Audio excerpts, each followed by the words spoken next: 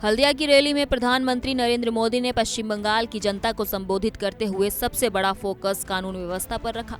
PM Modi ने बताया कि राज्य में आज भय और असुरक्षा का माहौल है, जिसे खत्म करना जरूरी है। उन्होंने दावा किया कि अगर भाजपा की सरकार बनती है तो सबसे पहले कानून का राज स्थापित किया जाएगा, हर नागरिक को सुरक्षा का भरोसा दिलाया जाएगा। पीएम मोदी ने यह भी बताया कि पुलिस और प्रशासन को पूरी तरह राजनीतिक दबाव से मुक्त कर जनता के हित में काम करने के लिए जवाबदेह बनाया जाएगा।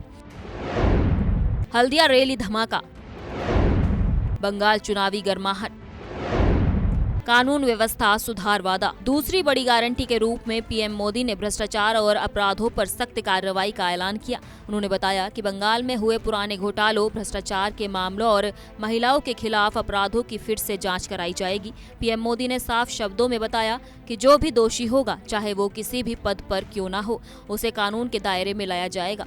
उन्होंने यह भी आरोप लगाया कि पिछले वर्षों में कई मामलों को दबाने की कोशिश हुई है, लेकिन अब ऐसा नहीं होने दिया जाएगा। तीसरी और चौथी गारंटी में पीएम मोदी ने प्रशासनिक सुधार और जवाबदेही पर जोर दिया। उन्होंने बताया कि राज्य की प्रशासनिक व्यवस्था को पारदर्शी बनाया जाएगा ताकि जनता तक योजनाओं का लाभ सीधा पहुंचे।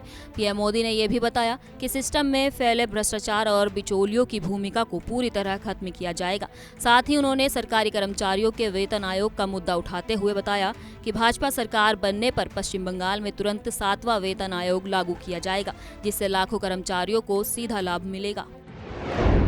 भ्रष्टाचार जांच ऐलान, घुसपैठ पर सख्ती। पीएम मोदी ने अपने संबोधन में घुसपैठ और शरणार्थियों के मुद्दे को भी प्रमुखता से उठाया। उन्होंने बताया कि जो लोग शरणार्थी हैं, उन्हें संवैधानिक अधिकार और सुरक्षा दी जाएगी, लेकिन अवैध घुसपैठ करने वालों के खिलाफ सख्त कार्रवाई होगी और उन्हें देश से बाहर किया जाएगा। पीएम मोदी ने दावा किया कि घुसपैठ से राज्य की सुरक्षा और संसाधनों पर दबाव बढ़ रहा है, जिसे रोकना बेहद जरूरी है। उन्होंने बताया कि यह मुद्दा केवल राजनीति नहीं बल्कि राष्ट्रीय सुरक्षा से जुड़ा हुआ विषय है। पांचवी और छठी गारंटी के तहत पीएम मोदी ने जनता को सीधे शासन से जोड़ने की बात कही।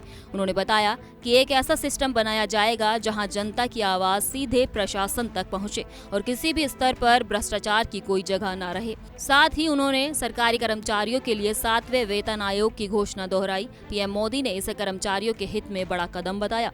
उन्होंने अपने संबोधन के अंत में बताया कि बंगाल को विकास, सुरक्षा और पारदर्शी शासन की नई दिशा देने का समय आ गया है। शरणार्थी अधिकार घोषणा, वेतन आयोग वादा। हल्दिया की इस रैली ने साफ कर दिया कि पश्चिम बंगाल की राजनीति में चुनावी तापमान तेजी से बढ़ रहा है। पीएम मोदी की ये 6 गारंटियां सीधे तौर पर राज्य के प्रशासनिक ढांचे, कानून व्यवस्था और रोजगार से जुड़े मुद्दे को टारगेट करती है। विपक्ष जहां इन घोषणाओं को चुनावी वादे बता रहा है, तो वहीं भाजपा इसे नया रोड मैप बता रही है। अब सवाल यही है कि क्या ये गारंटियां जमीनी स्तर पर जनता को प्रभावित करेंगी या फिर ये सिर्फ चुनावी रणनीति बनकर रह जाएंगी। कुल मिलाकर हल्दिया की ये रैली पश्चिम बंगाल के चुनावी परिदृश्य में बड़ा मोड़ मानी जा रही है। पीएम मोदी की 6 गारंटियों ने एक तरफ जहां कानून व्यवस्था और भ्रष्टाचार जैसे संवेदनशील मुद्दों को केंद्र में ला दिया है, वहीं घुसपैठ और वेतन आयोग जैसी घोषणाओं ने अलग अलग वर्गों को साधने की कोशिश की है। राजनीतिक विश्लेषक मानते हैं कि ये पूरा संदेश राज्य में सत्ता परिवर्तन की रणनीति का हिस्सा है। अब देखना होगा कि तृणमूल कांग्रेस इन आरोपों और घोषणाओं का किस तरीके से जवाब देती है और आने वाले दिनों में बंगाल की जनता किस दिशा में अपना जनादेश तय करती है।